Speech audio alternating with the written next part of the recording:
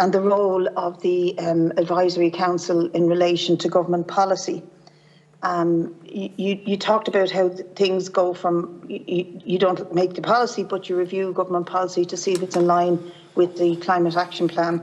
And I know this was an issue that came before the plan was devised, but I would like to ask you, given that you say that all voices need to be heard and we have to listen to everyone, and that a just transition and how we move away from fossil fuel industries should be about no loss of income, retraining people properly, provision of jobs, how the experience in Bord na Móna ties in with the plan, the Climate Action Plan, and what the Climate Advisory Committee would like to see happen.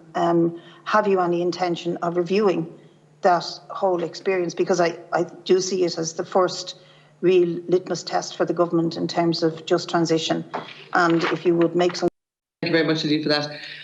On the just transition one, and specifically the case of Bord na Móna, we have a member of our council who was very closely involved in that.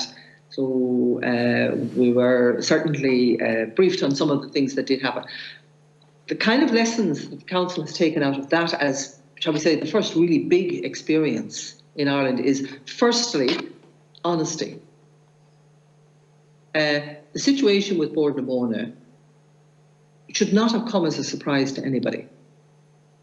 The timing was faster than some of the rhetoric had been, but honesty is the key issue. I mean, it has been known for many, many years that the possibility of continuing to produce electricity from peat was contradictory to our climate policies.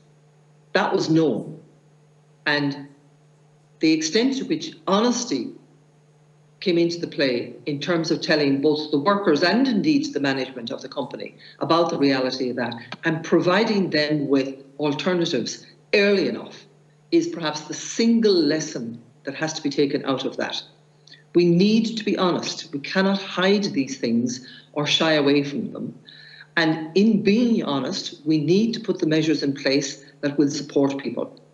And I think that, you know, the Bord na Móna case is an illustration of why we need to do it that way and how we can best do it that way and get it right.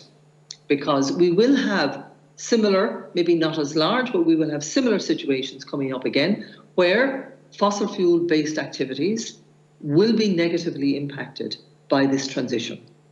And that's why we need to be honest with both workers, their families and their communities about what is the long-term trend so that they can prepare themselves and find alternative sources of income and activities and jobs.